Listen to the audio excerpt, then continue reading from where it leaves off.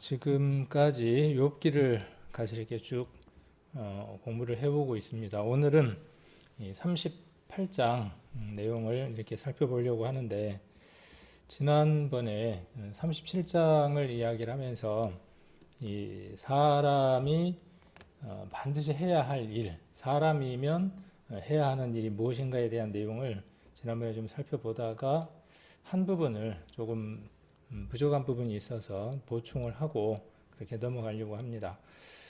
경외라고 하는 말에 대해서, 아브라함에 대해서, 그 다음 또 여러 가지 어떤 것들에 대한 내용들을 가지고 지난번에 살펴보는 시간을 가졌고요. 지난번에 시편 25편을 봤었는데, 시편 25편을 다시 한 번 더 보도록 하겠습니다. 시편 25편 12절을 보시면, 여호와를 경외하는 자 누구뇨? 그 택한 길을 저에게 가르치시리로다. 여호와를 경외하면 그 택한 길, 여호와를 경외하는 것은요, 누구를 택할 것인지 선택하는 일이기도 하죠. 그래서 우리가 하나님만 따르고 순종하고 사랑하며 살아가겠습니다라고 선택을 했을 때 그 길을 가르쳐 주시고 또 인도해 주시는 분이 여호와라고 하는 사실입니다. 14절에 여호와의 친밀히 경외하는 자에게 있다, 이렇게 말씀하고 계시는데, 여호와의 친밀함이 경외하는 자에게 있다, 이렇게 말씀하셨죠. 그 언약을 저희에게 보이신다고 말씀하셨습니다. 그래서 하나님을 경외하는 사람에게는 하나님이 친밀하게 해주신다는 것이죠. 하나님이 가까이 해주신다. 지난번에 에녹에 대한 얘기를 주일날 믿음으로 땡땡땡 했다, 누구누구는 믿음으로 땡땡땡 할 때 에녹에 대한 얘기를 했었죠. 그래서 에녹이라고 하는 인물, 또 노아라고 하는 인물들의 특징이 뭐냐 하면 하나님과 동행했다는 것이죠. 하나님과 친밀히 하는 그 삶을 살았다는 것입니다. 그들에게 무엇이 있었느냐 하면 하나님을 경외하는 것이 있었다는 것입니다. 그래서 그 경외라고 하는 말은 두려워할 자다라는 말도 함께 포함하고 있는 것을 우리가 기억해야 될 필요가 있습니다. 그래서 경외라는 말은 공경하고 두려워하고 어려워하는 것이죠. 그래서 하나님과 관련해서 사용이 되고, 무서움과 공포로서가 아닌 하나님의 주권과 영광을 인정하는 자에게만 있는 거룩한 두려움, 이것이 꼭 필요한 것이죠. 그래서 이 거룩한 두려움, 곧 경건한 공경심을 경외라고 이야기를 합니다. 그래서 경외는 공경하는 마음으로 삼가 조심함이라는 의미가 담겨져 있습니다. 존 매거드라고 하는 사람이 성경 신명기 13장 4절을 이야기를 하면서 같이 한번 신명기 13장 4절을 같이 한번 찾겠습니다. 신명기 13장 4절은 여기 지금 화면에 보이는 걸로는 개역 개정이 있고요. 우리가 보는 성경은 우리가 개역 한글인데, 우리 성경을 먼저 보도록 하겠습니다. 13장 4절에 보시면, 너희는 너희 하나님 여호와를 순종하며 그를 경외하며 그 명령을 지키며 그 목소리를 청종하며 그를 섬기며 그에게 부종하고. 이게 우리에게 원하시는 것이죠. 하나님 이스라엘을 하나님의 백성으로 선택하시고 그 백성을 선택하신 것들을 통해서 만방에 하나님이 어떤 분인지를 드러내기 위해서 이스라엘 백성들에게 요구하시는 것들이죠. 그래서 순종하라 그랬고, 경외하라 그랬고, 그 명령을 지키라 그랬고, 그 목소리를 청종하라 그랬죠. 지금 우리가 들음, 믿음, 순종 이렇게 쭉 말씀을 놓고 공부를 하고 있는 것처럼 구약도 그렇고 신약도 같은 내용들을 이야기하고 있는 걸 볼 수 있습니다. 그런데 여기 4절에 후반절에 보시면 그에게 부종하고라고 되어 있습니다. 부종이라고 되어 있는데, 여기 지금 이 파워포인트에는 개역 개정을 이렇게 옮겨 두었는데, 너희는 너희의 하나님 여호와를 따르며 그를 경외하며 그의 명령을 지키며 그의 목소리를 청종하며 그를 섬기며 그를 의지하며, 이렇게 부종이라는 말을 의지하며라고 이렇게 조금 쉬운 단어로 번역해 둔 것을 볼 수 있습니다.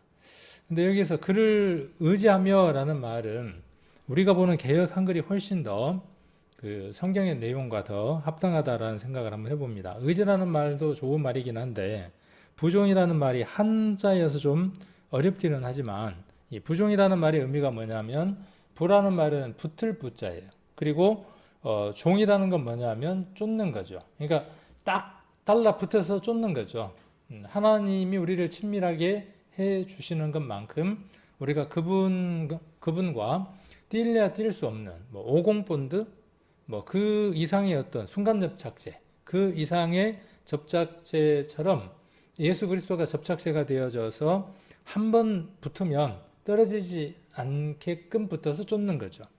그래서 붙을 부라 그랬고 기대하다, 의지하다, 뭐 친근히하다 그런 뜻을 갖고 있고 쫓을 종자는 말 그대로 나아가다, 쫓다 그런 얘기를 갖고 있습니다. 그래서 이 부종하다는 말의 의미가 훨씬 더 우리가 성경에서 그 경외라든지 나머지 부분을 이야기할 때에 훨씬 더 의미가 더 좋은 것 같다는 생각을 합니다. 어찌됐든 부종이든 그를 의지하는 것이든 존 메가더는 이 경외라고 하는 부분에 대해서 이렇게 설명을 한 적이 있습니다. 바른 두려움. 그러니까 하나님을 향해서 무엇이 있어야 하느냐 하면 두려움이 있어야 합니다. 이 복음주의 교회의 장점이 하나님을 아버지라 부를 수 있는 특권이 있다라고 하는 은혜들이 있습니다. 그래서 하나님에 관하여 아주 편하고 친근하고 가까운 그런 느낌들을 갖습니다. 그래서 하나님은 사랑의 하나님이다 라고만 이해를 합니다. 그래서 내가 무엇을 어떻게 하든 그 사랑의 아버지, 그 사랑의 하나님은 내게 관대하시다. 그래서 내가 어떠한 삶을 산다고 할지라도 그분은 용납하신다라고 하는 개념이 복음주의 교회에게 좀 강한 것 같습니다. 반면 우리에게 있어야 할 것이 무엇이냐면요, 이 앞서간 믿음의 선진들이 이야기했던 이 두려움, 바른 두려움, 그 다음에 아까 앞에서 이야기했던 그 거룩한 두려움, 이 두려움들이 있어야 한다는 것이죠.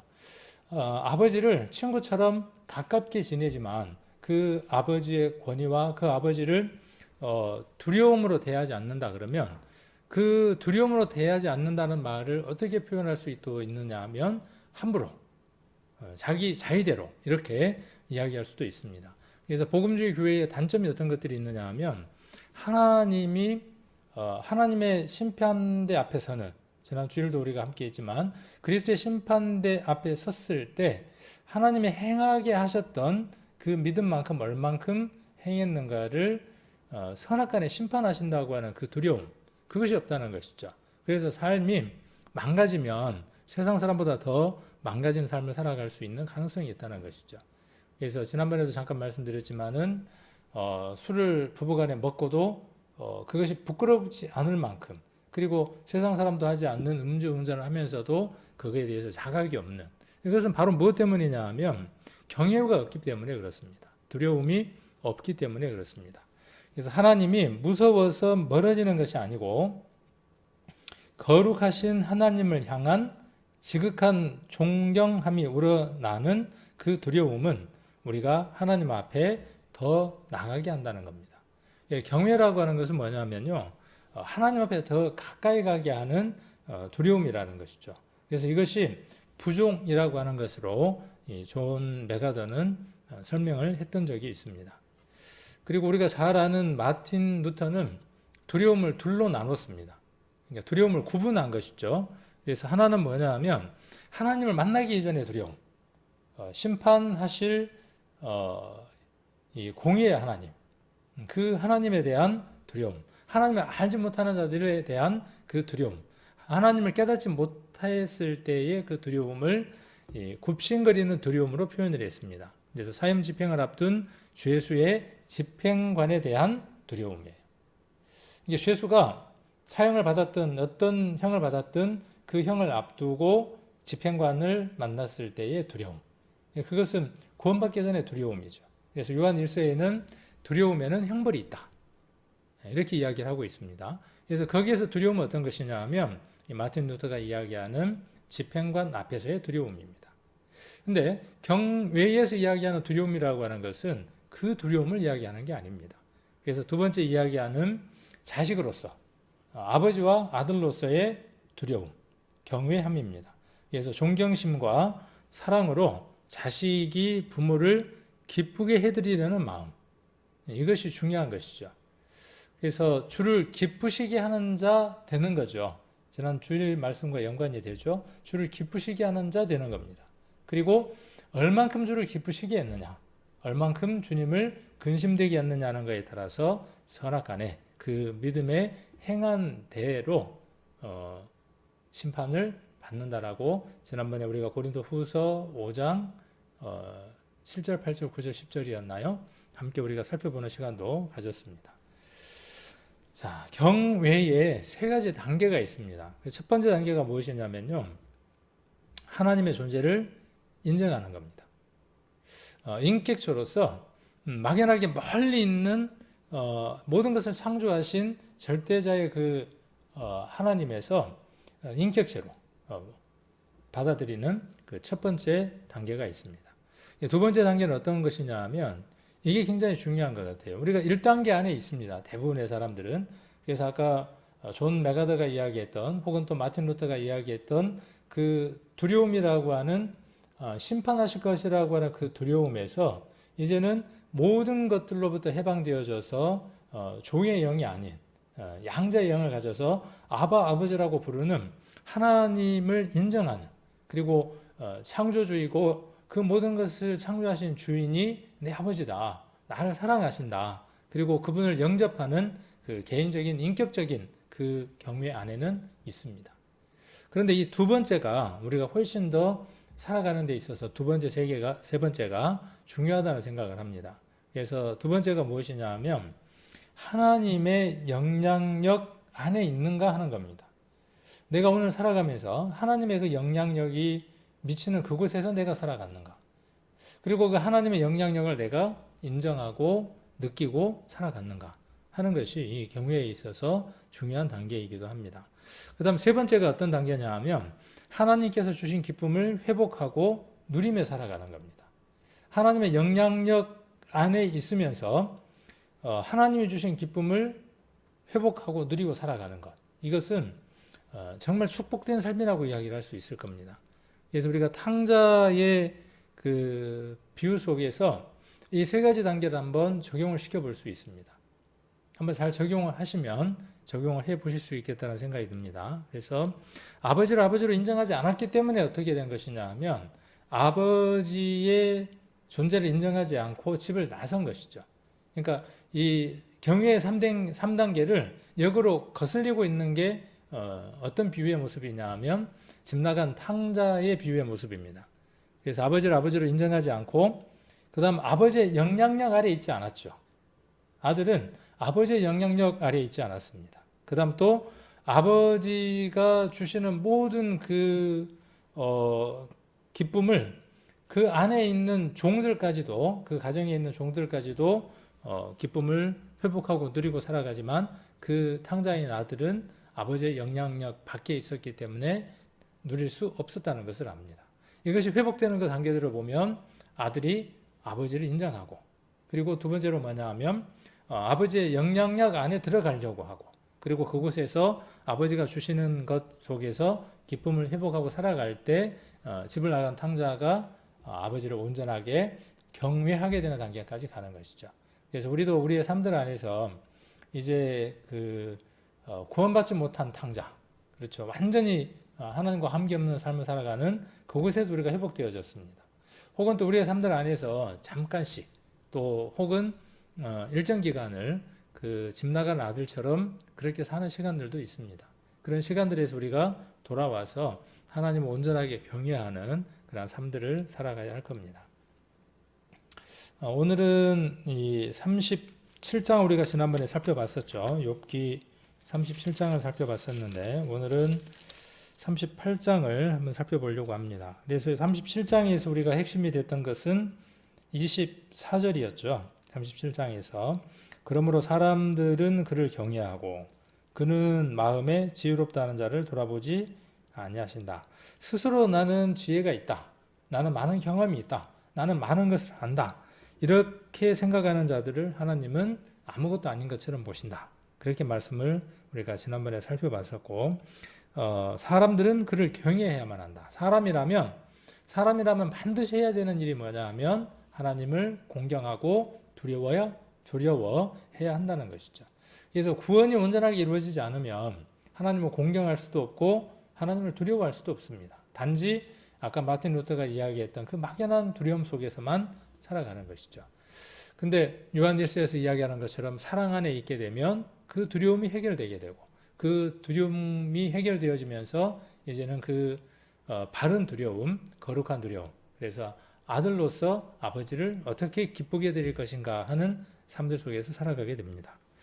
그리고 오늘은 이제 38장 얘기가 나오는 거죠. 왜 경외 얘기를 하느냐 하면, 욥에게 엘리후가 하는 말이 뭐냐 하면, 너가 하나님을 두려워하는 것이 없다. 그리고 하나님과 자신을 견주어서 의롭다라고 이야기하고 있다. 그렇게 말하는 부분이 있기 때문에 우리가 지난번에 24절을 살펴본 것이죠.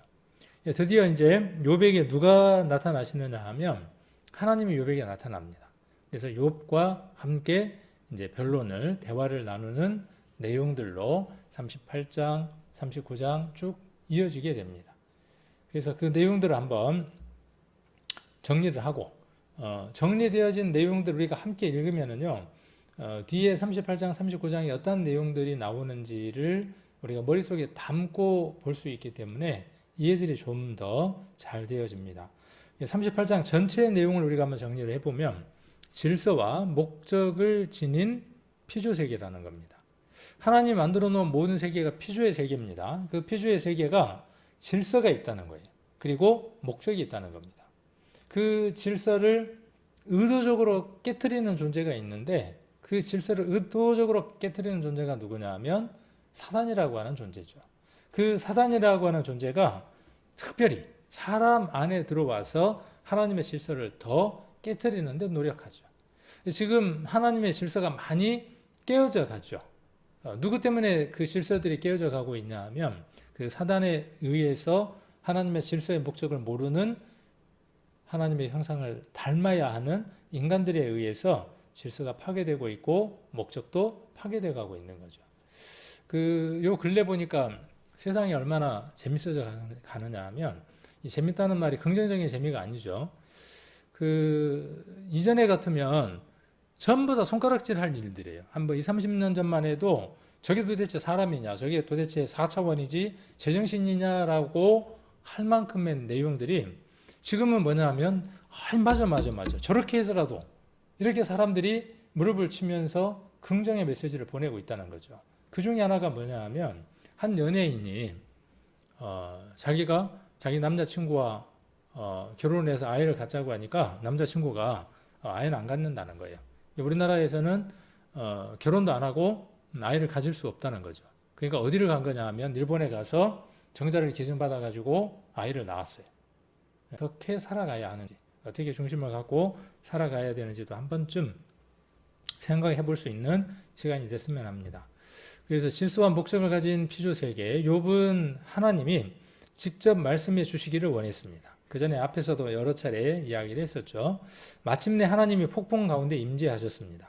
하나님은 자신의 전지전능하심과 인간의 한정된 지혜를 대조시킴으로써 욥의 무지와 성급함을 깨우치고자 하셨어요.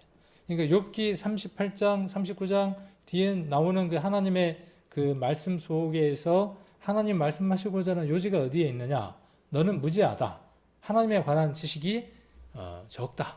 그리고 조급하다, 성급하다 라고 말씀하는 내용들이 들어있다는 것이죠. 창조는 무질서한 우연에 의해서 이루어진 것이 아니고 우주 만물은 창조주 하나님이 세워놓으신 물리적인 법칙과 도덕적인 법칙에 의해서 지배된다. 하나님은 땅을 창조하셨습니다. 그래서 38장 4절로 7절까지 땅이 창조된 것에 대한 이야기를 하고, 그 다음에 바다 8절로 11절까지, 그 다음 하늘 12절로 12절까지 15절까지, 깊은 지하와 해저세계 16절로 18절까지, 그리고 빛과 어둠 19절로 24절을 창조하셨다는 사실을 하나님이 신이 말씀하고 계시는 거죠. 기후현상도 우연이 아닌 것이고 모든 자연현상은 하나님의 목적에 이바지합니다. 모든 피조 세계는 하나님의 존재와 지혜를 반영하는 거울입니다. 그러므로 거울을 보면 자신의 얼굴을 볼 수 있는 것처럼 하나님의 피조 세계인 자연 만물을 바라보면 그 속에서 무엇을 알 수 있느냐 하면 하나님의 능력을, 하나님의 신비하심을 발견할 수 있다는 것입니다. 이 38장부터 이거 한번 좀 정리를 할 필요가 있겠네요. 한번 정리를 해두시면 좋을 것 같아요. 38장 1절부터 시작해서 40장 5절까지 40장 5절까지가 하나님이 욥에게 첫 번째 하신 말씀입니다. 그 다음 40장 6절부터 시작해서 41장 34절까지가 하나님께서 욥에게 두 번째 말씀하신 게 됩니다. 그리고 38장 1절부터 시작해서 38절까지가 이 창조에 관한, 그러니까 땅이라든지 그다음에 아까 이야기했던 대로 바다라든지 하늘이라든지 이런 그 물리적인 어떤 빛과 어둠에 대한 창조에 관한 내용들을 이야기를 하고 있다면 39절부터 시작해서 쭉 나오는 내용들을 읽어보면 무엇에 관한 내용이 나오느냐 하면 동물 세계에 대한 신비들이 기록되어 있습니다. 그래서 38장 39절부터 시작해서 41장 쭉 나와 있는 내용들까지 한번 보시면 41장 34절 정도까지가 되겠네요. 거기까지 나와 있는 내용들이 이 동물 세계의 신비들에 대한 내용들을 쭉 이야기를 하고 있습니다. 그래서 참고로 그렇게 이 하나님이 욥에게 이야기하셨던 부분들을 두 부분으로 나눠서 생각을 하시면 좋겠습니다. 그래서 38장 전체를 한번 살펴보면 하나님께서 폭풍 가운데에서 현현하셨어요. 이 현현이라는 말은 조금 이따가 한번 살펴보도록 하고, 그래서 38장의 절정의 부분에 해당하는 겁니다. 그래서 앞 단락에서 엘리후의 변론과 자연스럽게 연결되는 거죠. 그래서 아까 37장 24절에서 하나님을 경외하는 것이 사람이면 가장 기본이다. 그런데 너는 왜 하나님을 경외하지 못하냐? 라고 이야기하고 나서 바로 그 전환이 되면서 우리 드라마 같은 데 보면 전환되는 그 효과가 딱 나타나면서 휙 하고 넘어가잖아요. 넘어가면서 누가 등장을 하시느냐 하면 하나님이 등장하고 있는 거죠. 그래서 자연스럽게 연결되고 있고, 이전까지는 천상계와 인간계가 구분되어 진행되는 것이 이제부터는 문제 해결을 위한 하나님의 개입으로 진행이 됩니다. 그래서 욥의 문제뿐만 아니라 인류가 가지고 있는 궁극적인 문제는 지상의 것으로 결코 해결할 수 없습니다. 욥이 갖고 있었던 그 의문점, 욥이 하나님으로부터 얻고자 했던 그것들이 세상에 있는 것으로는 답을 찾을 수 없다는 것이죠. 그래서 오직 하나님의 개입으로서만 해결될 수 있다는 사실입니다. 그래서 본서의 구조는 그 내용을 명확히 보여주고 있고 38장은 그래서 욥을 향한 하나님의 질문과 짤막한 응답은 문제의 해결로서 급격히 나아가는 과정을 보여줍니다. 중간에 쭉 하나님 말씀을 하고 중간에 짤막하게 또 욥이 대답을 하는 내용도 나옵니다. 어디를 한번 보느냐 하면 40장을 한번 봅니다.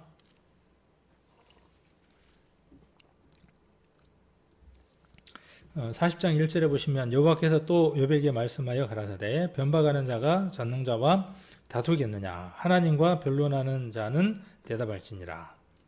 그러니까 40장에서 하나님이 욥을 지금 누구를 어떻게 지금 말씀하고 계시느냐 하면 변박하는 자, 그리고 하나님과 변론하는 자, 다투려고 하는 자로 소개를 하고 있죠. 그러면서 3절에 욥이 대답합니다. 욥이 여호와께 대답하여 가로되 나는 미쳐나오니 무엇이라 주께 대답하리까? 손으로 내 입을 가릴 뿐이로소이다. 내가 한두 번 말하였사온즉 다시는 더하지 아니하겠고 대답지도 아니하겠나이다. 이렇게 중간에 욥이 자기 자신을 돌아보는 한 대목이 또한 포함되어 있는 것을 볼 수 있습니다. 인간의 지혜의 한계성, 그리고 하나님의 전지전능하심이라고 하는 극한 대조를 통해서 성도가 세상적 판단 기준이나 자신의 경험을 접어두고 오직 하나님께 온전히 순종하며 당신께로 말미암는 지혜를 추구해야 한다고 적고 있는 것이죠. 이 내용이 참 중요한 것 같아요. 우리는 살아가면서 이 오감을 통해서 주어지는 것, 보여지는 것. 주일날도 그렇게 말씀을 드렸지만 성도라는 뜻은 어떤 뜻이냐 하면 거룩한 무리라는 뜻도 있지만 우리가 거기에 하나를 더한다면 성도는 믿음이 있는 사람이다. 믿음대로 행하는 사람이다. 그리고 고린도 후서 5장에 기록되어 있는 것처럼 보는 것을 바라보고 가는 사람이 아니라 보이지 않는 그것을 보고 그것을 믿음으로 드러내는 사람이다. 라는 의미를 갖고 있죠. 그런데 우리가 보이는 것들로 말미암아 자기 경험이나 자기 판단 기준이나 이런 것들로 살아가게 되면 무엇을 할 수 없느냐 하면 하나님을 경외할 수 없고 온전히 순종할 수 없다는 것이죠. 그래서 우리가 말씀을 알아야 하고 그분께 순종하는, 엎드리는 그 삶으로 말미암는 지혜를 원해야 한다는 것이죠. 그래서 말씀을 우리가 늘 주기적으로 참고하지 않으면 우리는 누구 생각을 따를 수밖에 없느냐 하면 사단의 생각을 따를 수밖에 없습니다.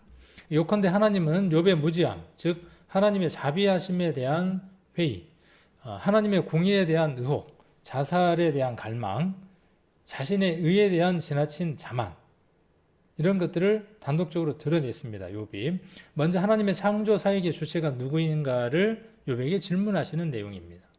그러니까 욥의 얘기 속에 자기의 그 어려움을 친구들에게 항변하기 위해서 여러 차례 많은 이 얘기들을 하게 되죠. 그 내용들을 여기에서는 하나님 공의에 대한 의혹을 가졌다. 욥이.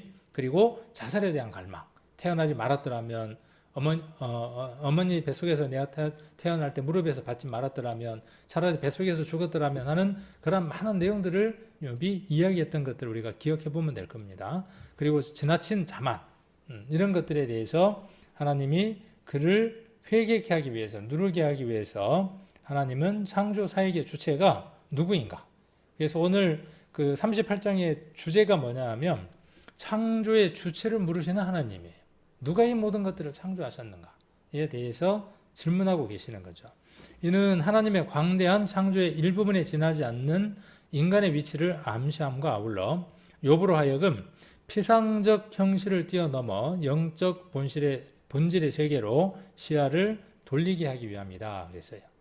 그래서 이 욥으로 하여금 눈으로 보여지는 그 모든 것들이 하나님의 창조의 세계이고 그 모든 것들이 하나님의 주체로 의해서 움직여지는 것들인데 그것들을 통해서 보이지 않는 하나님에게로 그의 시선이 옮겨질 수 있도록 하기 위함이다 라고 이렇게 이야기를 하고 있습니다. 38장 39절로 39장 30절까지의 내용을 미리 또 정리도 한번 해봤습니다. 아까 우리가 무엇에 대한 부분이었죠? 38장 39절부터 39장 40장까지는 뭐에 대한 내용들이었느냐 하면 동물의 세계에 대한 내용들이었죠. 그 내용을 조금 여기에서 미리 요약을 했습니다. 그래서 하나님은 들짐승, 날짐승들의 습성, 본능을 상세히 묘사함으로써 인간의 지성과 능력의 한계를 보여주시는 거죠. 이성을 과신한 나머지 과학 만능주의를 제창하는 현대인의 인본주의 사고방식에 분명한 한계를 설정해주는 본문은 이 세상의 자연 현상이나 생태계의 법칙은 바로 하나님이 정하셨다는 사실을 가르치고 있다. 이처럼 인간 상호관계의 파괴뿐만 아니라 하나님의 귀한 피조물인 생태계의 파괴 또한 창조주 하나님을 경외하는 건전한 신앙의 결의에서 기인한다. 아까도 잠깐 말씀드렸지만 모든 도덕적인 문제라든지 그 다음에 이 자연이 파괴돼서 자연의 재앙들이 오고 있는 이 모든 것들은 말씀이 이루어져 가고 있는 그 한 면이 있는과 동시에 반면에 무엇도 있다는 거예요. 하나님을 떠난 비신앙적인 것들 속에서 그 일들이 이루어지고 있다는 것. 그래서 생태계 법칙이나 이 모든 것들이 깨어지고 있다는 것. 환경 파괴도 하나님을 떠난 인간으로부터 오고 있다라고 하는 것들도 우리가 한 번쯤 생각하고 넘어가야 하겠죠. 그 가운데 누구도 있느냐 하면 나도 있는 것이죠. 38장 1절부터 30절까지에서 나와 있는 내용들 안에 우리가 한번 살펴볼 것은 어떤 부분들을 한번 살펴볼 수 있냐 하면 이 신인, 그러니까 하나님과 인간, 그러니까 신과 인간이 동형, 같은 모양, 같은 모습을 가졌고 동성, 같은 성품을 가졌다고 하는 이론이 있습니다. 좀 어렵나요? 어렵기는 하지만은 우리가 이러한 글귀는 성경에 없습니다. 우리가 뭐 성화라고 하는 글, 휴거라고 하는 글은 성경에 적혀져 있지 않습니다. 휴거라고 하는 단어가 성경에 나오냐? 없습니다. 성화라는 단어가 있냐? 없습니다. 그런데 성경에 나와 있는 그 주된 내용들을 요약해서 우리가 서로 통용할 수 있는 용어로 만들었죠. 그런 것들이 성화나 우리가 휴거나 이런 용어들이 되죠. 여기 신인 동형 동성론이라고 하는 것도 이제 먼저 믿음을 가진 사람들이 성경 안에 이러한 부분들이 있는데 이것을 이렇게 요약해서 이야기할 수 있습니다라고 용어를 만든 것이죠. 아까 현현이라고 하는 것도 마찬가지입니다. 그래서 하나님은 인간과 달리 육체를 갖지 않는 순수한 영이에요. 하나님이 육체가 있나요, 없나요? 하나님은 육체가 없습니다. 어디에 그렇게 기록되어 있나요? 우리가 이런 부분들도 우리가 설명을 해줄 수 있어야 되겠죠. 성경을 찾으면서 우리 요한복음에 하나님은 영이시다, 이렇게 이야기해 줄 수 있고, 그래서 하나님이 영이시기 때문에 야고보서에 기록되어 있는 대로 회전하는 그림자도 없다, 이렇게 이야기할 수 있어야 되겠죠. 성경 몇 구절들만 우리가 연결 지어서 풀어서 설명을 해주면, 이어서 설명해 주면 이런 내용들을 우리가 쉽게 전달해 줄 수 있습니다. 그 다음 예수님이 부활하시고 난 이후에 제자들에게 이야기하셨던 것처럼, 누가복음에 기록되어 있는 것처럼 영은 살과 뼈가 없다. 우리가 이렇게 되어지면 이 앞에 있는 부분에 대한 내용들을 충분히 다른 분들에게 이해를 시킬 수가 있죠. 그러면서 우리 안에도 그 하나님과 같은 모습으로 창조되어졌기 때문에 우리 안에 하나님이 갖는 그 영을 우리도 함께 가지고 있다라고 이렇게 설명해 줄 수 있겠죠. 그 다음에 인간과 유사한 모습과 성품으로 묘사하는 겁니다. 하나님은 순수한 영이지만, 육체가 없지만 그 영의, 하나님에 관한 그 부분들을 인간과 유사한 모습과 성품으로 묘사하는 것, 그걸 가리켜서 신인, 동형, 동성론이라고 이야기한다는 겁니다. 처음에 인간은 하나님의 형상대로 창조함을 받았기 때문에 타락한 지금도 하나님의 성품이 부패한 채로 남아 있습니다. 이 말이 좀 어려운가요? 우리 안에 무엇이 남아 있느냐 하면 하나님의 형상대로 지음을 받았기 때문에 우리 안에 하나님의 그 성품들이 부분적으로 남아 있다는 거예요. 그런데 하나님처럼 온전한 상태로 남아 있는 게 아니라 죄로 말미암아 부패한 대로, 불완전한 상태로 남아 있다는 겁니다. 이에 제한된 인간의 성품을 바탕으로 하나님의 성품을 묘사하는 부분들이 있다는 것이죠.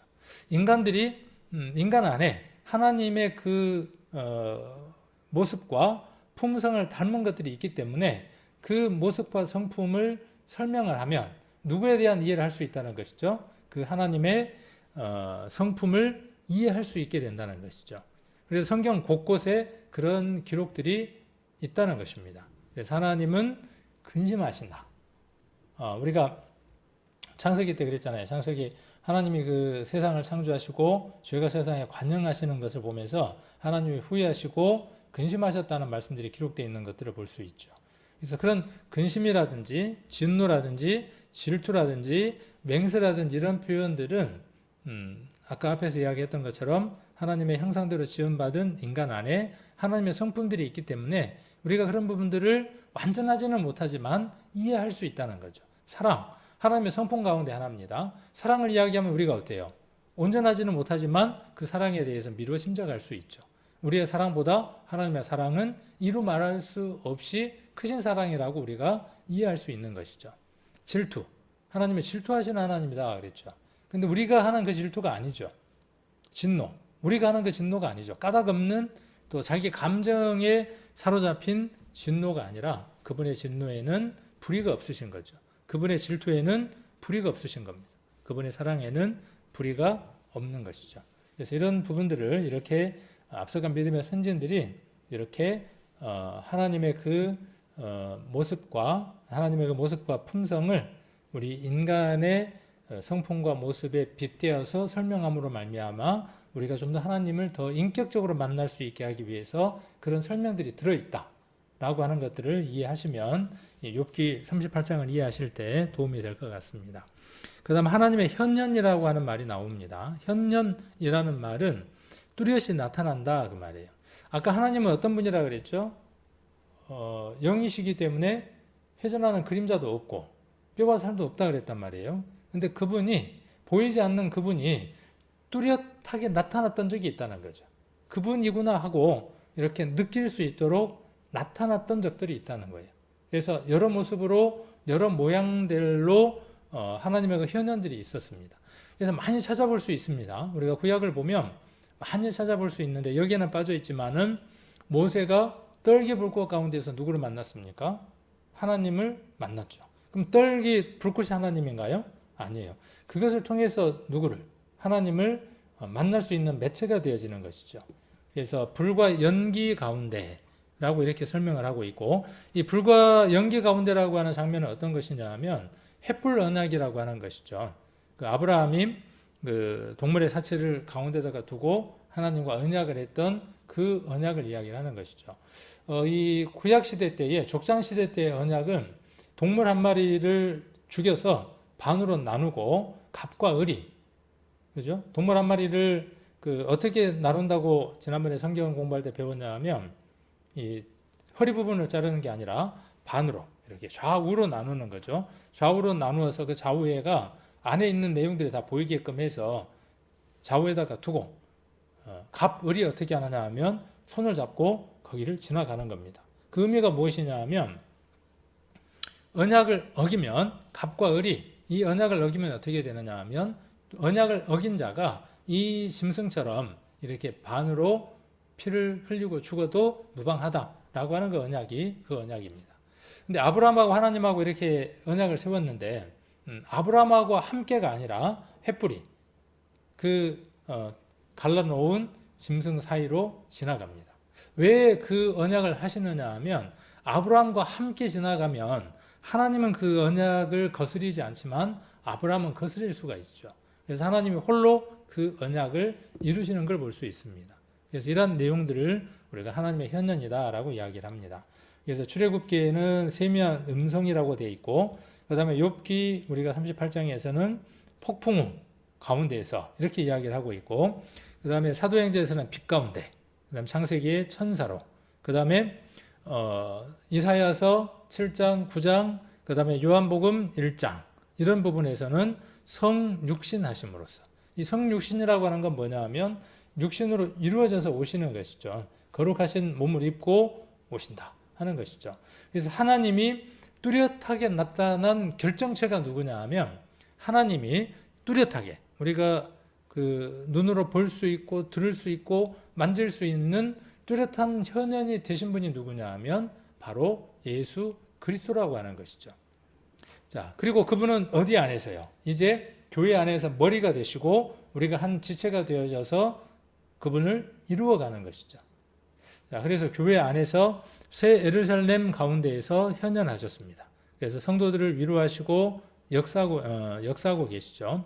그리고 본절에서 볼 수 있는 것처럼 하나님께서 폭풍 가운데 나타나셔서 욥에게 말씀하셨습니다. 지금도 이게 이루어졌으면 좋겠나요?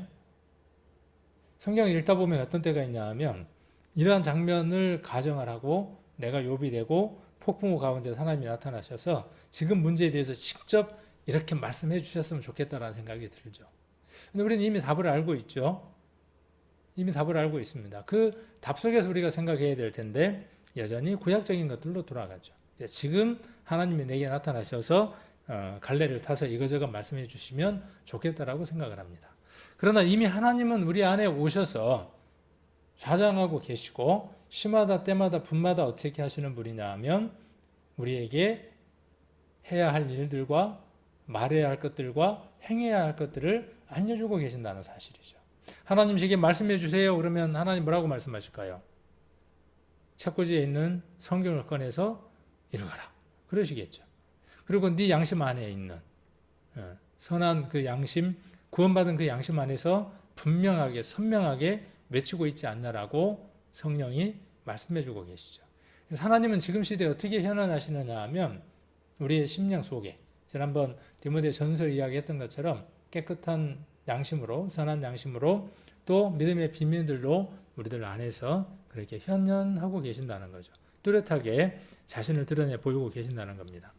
자, 그리고 하나님은 자신을 나타내실 때, 자기를 드러내실 때 일반 계시 또는 특별 계시로 나타냅니다.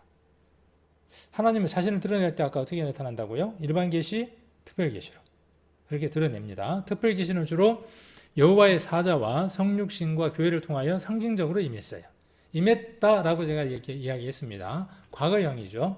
그래서 여러 가지 모양들로 하나님이 그렇게 특별한 계시들을 보여주셨어요. 예수님께서는 부활 승천하신 후 성령을 보내주시고 보내주신 성령과 함께 교회와 성도 속에서 내주하시면서 성도들을 영적으로 조명하시고 진리 가운데로 인도하십니다. 이 계시는 이미 완료되고 끝났습니다. 그리고 그 계시들이 어디에 기록되어 있느냐 하면 성경이라고 하는 기록된 글 속에 들어 있습니다. 그래서 이 특별한 어떤 그 하나님으로부터 직접 어떤 음성을 듣는 그런 부분들은 이미 끝났다는 것이죠. 그리고 이제 하나님은 어떻게 하시느냐 하면 우리가 말씀을 읽거나 우리의 삶들을 살아갈 때 온전한 것을 볼 수 있도록 조명하시는 일들을 성령을 통해서 해 주신다는 사실입니다.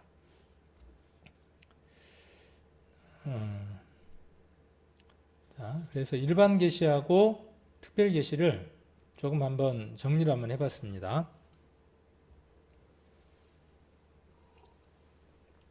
계시라는 말이 무슨 말일까요? 이전에도 우리 교회 안에도 이제 그런 분들이 혹 있고 이전에 일반 교회나 또 이전에 성경을 바르게 알지 못할 때의 계시는 어떤 것이냐 하면 그 하얀 도복을 입고 수염을 길게 기른 도포를 두른 그분이 어느 날 꿈속에 나타나서 저기 어디 지리산 문당 위에 올라가서 바위 밑을 한번 뒤적거려 봐라.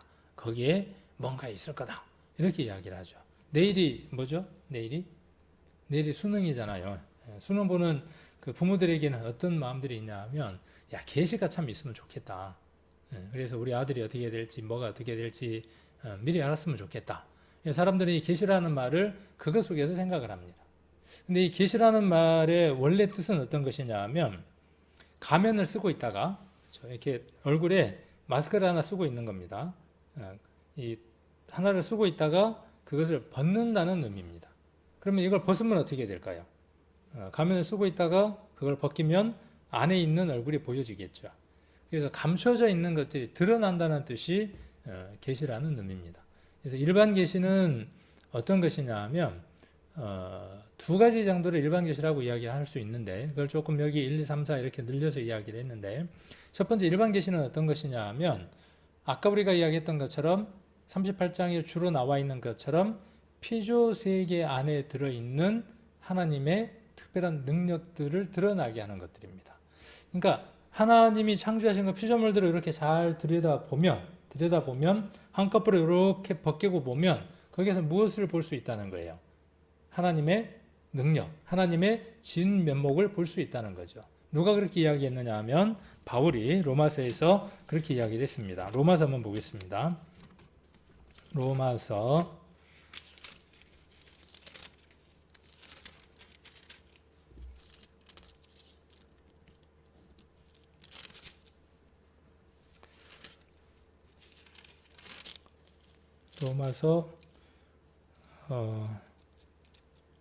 1장입니다. 1장. 자, 1장 길게 좀 읽어야 되지만 20절만 한번 보겠습니다. 1장 20절. 창세로부터 그의 보이지 아니하는 것들, 이런 내용들이 참 많이 나오죠. 그의 보이지 아니하는 것들, 곧 그의 영원하신 능력. 그러니까 영원하신 능력은 잘 보이는 거라고요, 안 보이는 거라고요? 안 보이는 거예요. 그냥 이렇게 스쳐갖고는 보이는 게 아니에요. 찾고 갈구하고 구하는 자에게 나타나는 거죠. 신성도 마찬가지고. 근데 그게 어디에 깃들어 있다는 거죠? 그 만드신 만물에 분명히 보여 알게 되냐니. 그러므로 저희가 핑계치 못할지니라. 우리가 그 전도 집회 때도 이 이야기를 많이 하잖아요. 그래서 이 내용들을 통해서 하나님이 창조하신 모든 피조물들을 보면 그 피조물 안에 하나님의 계심도 알 수 있고 하나님의 능력이 얼만큼 크신 줄도 알 수 있다. 이게 뭐냐 하면 일반 계시예요. 그러니까 자연을 통해서 하나님의 계심을 알 수 있는 거죠. 그러니까 말씀을 읽지 않더라도 하나님 계신다는 것을 알 수 있어요. 누가 그랬죠? 그 앞을 보지 못했던 그 누구죠? 한 여인이 있었잖아요. 헬렌 켈러인가요? 발음이 갑자기 잘 안 되는데. 그리고 그 스승 셜리번인가 하는 그 스승이 어느 날 누구를 소개를 하느냐 하면 하나님에 대한 얘기를 쭉 해줍니다. 그렇게 이야기했을 때 그 앞을 못 봤던 헬렌 켈러인가요? 그 여인이 뭐라고 이야기를 했느냐 하면 당신이 내게 하나님을 소개해 주기 이전에 나는 하나님에 대해서 이미 알고 있었다. 왜? 하나님 만들어 놓은 피조물들에 대한 것들을 살펴보면 하나님의 임재를, 하나님의 계심을 충분히 알 수 있다. 이렇게 답했다는 글들이 그의 글에 보면 적혀 있는 걸 볼 수 있습니다. 자, 그 다음 또 하나가 뭐냐 하면 역사를 통해서 하나님을 알 수 있습니다. 그 중에 특별히 이스라엘의 역사를 쭉 더듬어 가보면 그 안에서 하나님이 어떤 분인지를 알 수 있습니다. 그 다음 이스라엘 역사만 통해서 알 수 있느냐? 그것 아니다는 거죠. 모든 인생의 그 역사들을 훑어보면 그 안에 하나님의 임재가 분명하게 보여진다는 것이죠. 특히 우리가 다니엘서를 통해서 강대했던 그 몇 개의 나라들과 이스라엘들이 맞물려 있는 것들, 그들이 흥망성쇠가, 그 나라의 흥망성쇠가 우연이 아니라 하나님의 그 계획에 의해서 모든 것들이 움직이고 있다는 것들을 알 수 있죠. 그래서 역사를 통해서 알 수 있고, 그 다음 또 하나가 뭐냐 하면 예언자들. 우리가 구약을 쭉 읽다 보면 특별한 예언을 하지 않았던 예언자들이 나옵니다. 그래서 그런 그 이름만 나오고 메시지가 나오지 않는 그들의 예언자들을 통해서도 하나님이 계시다고 하는 것들을 알 수 있죠. 또 하나님이 계시다는 것을 그것을 통해서 드러내 보인다는 것이죠. 그렇게 이야기하는 것들은 뭐라고 이야기하느냐 하면 그렇게 하나님을 발견할 수 있다라고 하는 걸 일반 계시라고 한다는 겁니다. 그런데 이제 특별 계시라고 하는 게 있죠. 특별 계시라고 하는 건 뭐냐 하면 두 가지 형태입니다. 하나는 뭐냐 하면 인격의 형태로 나타나는 것을 특별 계시라고 이야기를 하고, 또 하나는 뭐냐 하면 기록된 글, 하나님 우리에게 주신 특별한 기록물, 그게 뭐냐 하면 성경입니다. 그래서 특별 계시, 그럼 우리는 두 가지만 생각하면 되죠. 하나는 뭐냐면 예수 그리스도고, 그 다음에 하나는 뭐냐 하면 성경이라고 하는 거죠. 기록된 성경이고, 그 기록된 기록물이 긴 역사를 통해서 이루어졌다는 것. 3,500년 전부터 기록되어져서 지금부터 2000년 전까지 1,500년 동안 기록된 아주 긴 기록의 산물이라는 것. 그래서 그 기록 자체만 두고 보더라도 신비로운 책이라는 것. 그 다음에 여러 언어로 기록됐다는 거죠. 그래서 히브리어, 아람어, 그 다음에 헬라어 이렇게 이제 기록되어 있고, 그 다음에 번역도 여러 언어로 번역됐다는 거죠. 그래서 그 시대에 가장 적정하게 하나님의 뜻들을 드러낼 수 있는 언어로 혹은 번역들로 성경이 번역되거나 이루어졌다는 겁니다. 이런 부분들은 뭐라고 이야기하느냐 하면 특별계시라고 이야기를 합니다. 그러니까 특별계시, 그러니까 나한테만 특별하게 하나님이 알려주신 것, 그걸 특별계시라고 알고 있는 거예요. 그래서 어느 교회들이나 누군가는 그렇게 간증하기도 하죠. 내가 산에 갔는데 특별히 하나님이 내게 계시해 주셔서 알려주었다는 거예요. 우리 누군가가 그랬대잖아요. 그 단체에 가고 싶어서 갔는데 그분이 이야기하기를 제가 모세입니다 그러더래요. 제가 모세입니다 그러더라. 그래서 내가 모세인데요. 특별한 것을 받았는데요. 뭐 이런 거죠. 하나님은 지금 그렇게 이야기하시지 않는다는 겁니다. 예전에 말씀이 다 기록되기 전에는, 말씀이 완성되기 전에는 하나님은 많은 사람들에게 아까 현이라고 하는 것들을 통해서 하나님의 모습들을, 하나님의 뜻들을 여러 형태나 여러 것들로 보여주시고, 그것들을 말씀을 맡은 자들에게 드러내게 하셔서 그 말씀을 기록하게 하시는 거죠. 그리고 그 말씀의 결과로 누가 이 인간의 역사 속에 오시느냐 하면 예수라고 하는 실존적인 존재가 오시는 거죠. 그분이 누구냐 하면 특별계시죠. 그리스도라고 하는 구약에 예언되어진 메시아, 그리스도란 말이 메시아잖아요. 구약의 구세주가 오실 것이라고 하는 그 기록된 그 그리스도가 실존의 이 세계 안에, 역사의 시간 속에 현실적인 육체를 입고 이 세상에 오셨다. 그분의 이름이 누구냐 하면 예수다. 그래서 예수 그리스도, 그리스도 예수라는 말은 뭘 뜻하는 거냐 하면 그리스도라는 말은 구약에 그렇게 긴 시간 동안 하나님이 오신다고 말씀하셨던 그 약속의 구세주라는 뜻이고, 예수라고 하는 그분은 뭐냐 하면 그분이 실제로 이곳에 오셨다 그 말이죠. 우리가 눈으로 볼 수 있고 들을 수 있고 만질 수 있는 실체적인 몸으로 오신 분이다 라고 하는 걸 담고 있는 글이 그리스도 예수, 예수 그리스도라는 말이죠. 그래서 특별 계시라고 하는 말은 이런 의미를 담고 있습니다. 그래서 누가 특별 계시를 받았다 그러면 잘 알려줘야 돼요. 이렇게 일반 계시가 있고 특별 계시가 있다는 것. 간혹 일반 계시를 일반 모든 사람에게 주어진 성경 이렇게 알고 계시는 분들이 있는데 그게 아니라는 것. 그래서 이 내용들을 이렇게 정리를 하시면 좋을 것 같습니다. 38장 19절로 21절까지에서는 인간의 한계에 대해서 이야기를 합니다. 그래서 인간은 시간, 공간적으로 제한을 받는 유한한 존재고, 인간은 빛과 흑암의 근원적인 문제를 알 수가 없고, 그리스도 안에서 영생을 소유한 성도들은 눈에 보이는 일시적인 향락에 몸을 내맡겨 죄를 범하지 말고 주어진 시간을 최대한 활용하여 하나님의 뜻을 이 땅에서 이루어 나가야 한다는 것이죠. 인간은 그렇게 유한한 존재라는 거예요. 그래서 그리스도인들은 언젠가는 이 유한한 세상 속에서 무한한 영원한 그 세계 속으로 옮겨져 갈 텐데, 세상적이다 라는 말은 지난번에도 말씀드렸지만 세상적인 사람이다 라는 말은 뜻은 어떤 뜻이에요? 세상의 것들을 바라보고 세상의 것들을 듣고 세상적인 것을 잡으려고 하는 사람을 우리가 세상 사람이라고 이야기하고 세상적인 사람이라고 이야기를 하는 것이죠. 그리스도인들, 성도, 믿음의 사람이라는 말의 의미는 뭐냐 하면 보이지 않는 세계가 보이는 거예요. 지금 그전에는 보이는 것만 봤는데 이제 보이는 것보다 보이지 않는 세계가 훨씬 더 크다는 것을 알게 되어진 사람들이죠. 세상 것들은 우리를 죄에 물들게 만듭니다. 하나님으로부터 멀어지게 만듭니다. 어떤 것들이요? 보이는 것들이. 우리 눈에 보이는, 우리 귀에 들리는, 우리가 만져지는 모든 것들이 대부분 하나님으로부터 우리를 멀어지게 하는 것들이 많습니다. 그런데 보이지 않는 세계가 보이는 사람들은 그 보이지 않는 세계를 바라보고 그것들을 추구함으로 말미암아 보여지는 것들을 만지고 듣고 향락했던 것들을 버리게 된다는 것이죠. 그런 부분들도 우리가 한번 다시 한번 더 생각을 해봐야 될 부분들입니다. 38장 36절 한번 보시면, 욥기 38장입니다. 36절을 보시면 이런 말씀이 기록되어 있죠. 욥기 38장 36절을 보시면, 가슴 속의 지혜는 누가 준 것이며 마음 속의 총명은 누가 준 것이냐. 그러니까 사람 안에 가슴이 있고 마음이 있죠. 그런데 그 속에 지혜도 있고 총명도 있다는 거죠.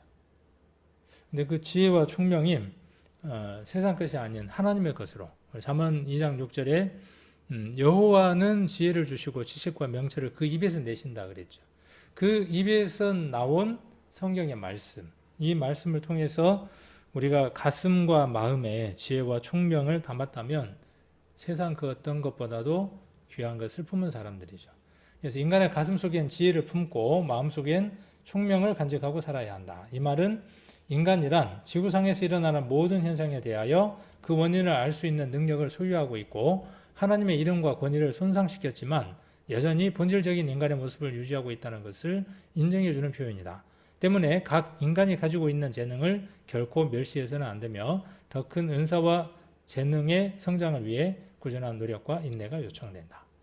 구원받았으니까 모든 것들이 다 필요 없는 게 아니라 구원받았으니까 이제서야 무엇이 필요하냐 하면 구원을 받았기 때문에 이전에 우리가 벌었던 그 방식이 아닌 하나님이 원하는 그 방식들대로 물질적인 것들을 쌓아서 하나님이 원하는 데에 쓰일 수 있도록 해야 한다는 것이죠.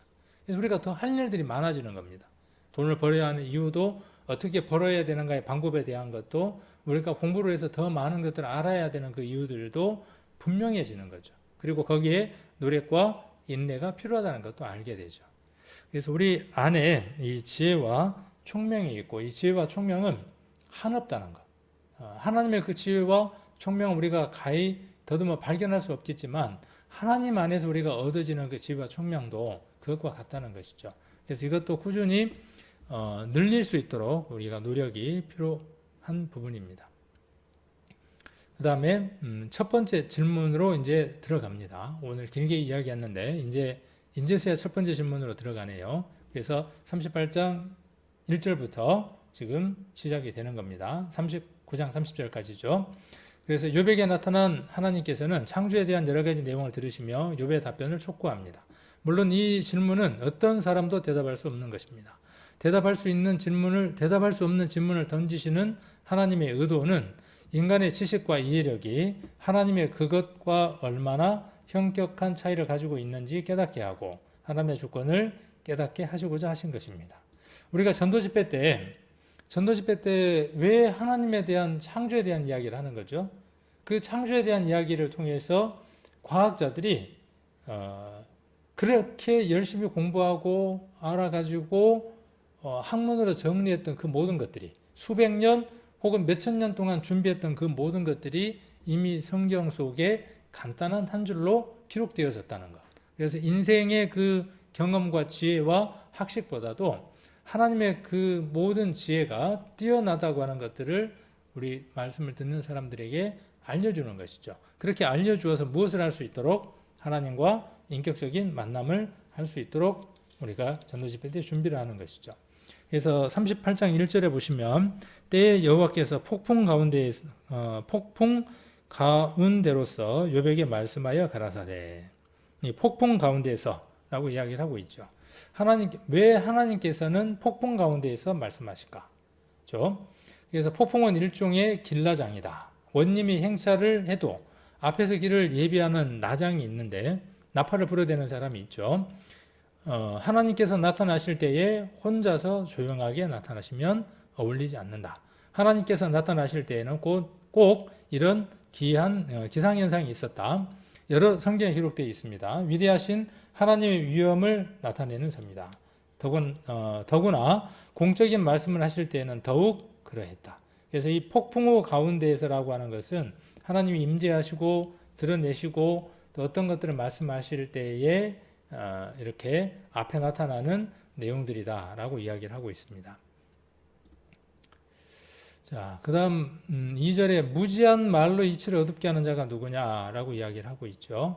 그래서 인생이 아무리 완벽한 삶을 살아도 하나님 앞에서 무지한 자일 뿐이다. 사람들 앞에서 큰 소리를 치다가도 하나님을 의식하고 때로는 물러서야 한다. 내 말이 아무리 옳아도 하나님의 통치하심과 능력을 믿는다면 말이다. 자신의 말이 옳다고 믿고 끝까지 우기는 것이 결국은 무지한 소치일 수 있다는 것을 기억해야 한다. 인간이라면 우리의 지식이나 우리의 행위가 그렇다.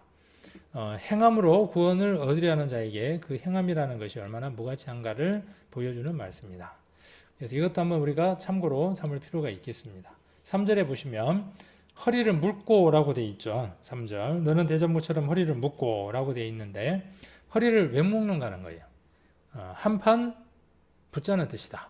지금까지 욥의 태도가 하나님과 한판 붙자는 태도를 취하고 있기 때문에 하나님이 역설적으로 한번 붙어보자 라고 말씀하고 계신다는 거죠. 그래서 그러한 점에서 욥의 태도가 그러했다는 점을 지적하고 있는 것이고 정 그렇다면 본때를 한번 보여주겠다 라고 이렇게 말씀하고 계십니다. 그래서 너는 대장부처럼 허리를 묶고 내가 네게 묻는 것을 대답할지니라.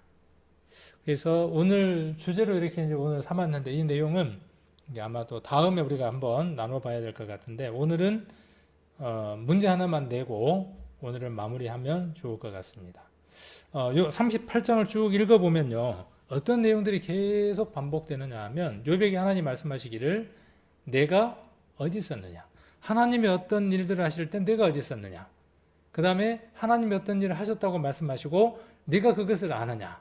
그렇게 묻고 계시고 그 다음에 하나님이 어떤 절대적인 능력적인 일들을 하시고 난 이후에 뭐라고 말씀하시느냐 하면 내가 이것을 할 수 있느냐 이렇게 말씀하고 계시죠.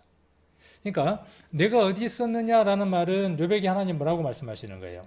하나님이 그 모든 일을 하실 때 욥은 그곳에 없었다는 거죠. 그 다음 내가 이런 일들을 했을 때 내가 알았냐 그렇게 말씀하시는 것은 뭐냐 하면 너는 그것을 알고 있지 못하다. 무지하다라고 이야기하는 것이고 내가 할 수 있느냐라고 이렇게 물으시는 것은 뭐냐 하면 욥은 하나님에 비해서 무능하다. 아무것도 할 수 없다 하는 것들을 알려주시는 겁니다. 자, 그래서 3절 우리가 4절을 보시면 너는 대장부처럼 허리를 묶고 내가 내게 묻는 것을 대답하라고 이야기를 합니다. 내가 땅의 기초를 놓을 때에 내가 어디 있었느냐? 여기 내가 어디 있었느냐? 이렇게 이야기를 하고 있죠. 내가 깨달아 알았거든 말할지니라. 누가 그 도량을 정하였는지 누가 그 준성을 그 위에 띄웠는지 내가 아느냐. 이 패턴으로 지금 38장이 쭉 그 다음 장까지 이어져 있습니다. 그래서 이 대목을 내일 수능인데 마치 이거 무엇하고 똑같느냐 하면요. 욥이 하나님 앞에 수능을 치는 것과 같습니다. 얼만큼 하나님에 관해서 아는지 적나라하게 자신에 대한 답들을 달아보는 거죠. 그래서 38장부터 4절부터 38절까지의 문제가 몇 문제가 나올까요? 이건 이제 숙제입니다, 이제. 네. 왜냐하면 쭉 읽어보면 숙제가 나오거든요. 문제가 나오거든요. 내가 아느냐 그랬으니까 답을 해야 될 거 아니에요. 아까 땅의 기초를 놓을 때 내가 어디 있었느냐 그랬으니까 땅의 기초가 어떻게 되어져 있는지 답을 써야죠. 그러니까 예, 아니요도 있고 뭐도 있냐 하면 서술형도 있고 그래요. 문제가 제일 어려운 게 서술형이잖아요. 이 서술하고 지금 수능을 보고 있는 겁니다. 그래서 41장까지 몇 문항이 있는지 한번 찾아보십시오. 하나님이 욥에게 몇 문항을 두고 물어보시는지 한번 욥기 38장부터 41장까지를 쭉 한번 이렇게 보시면 그 속에서 욥이 얼마나 식은땀이 났을까? 얼마나 욥이 얼굴이 빨개졌을까? 우리가 수능을 볼 때에 답을 쓰지 못하면 얼마나 힘들어하는가 하는 것처럼 우리가 그런 마음들로 하나님 앞에 우리가 어떤 답을 쓸 수 있을까? 또 어떻게 답을 써야 할까? 또 나는 얼마나 많은 내용들을 알고 있을까? 하고 이렇게 한번 그 시험을 쳐보는 심정으로 욥이 하나님 앞에 그 시험을 받는 그 기분들로 38장, 39장, 40장, 41장 이렇게 한번 읽어보시면 유익하지 않을까 하는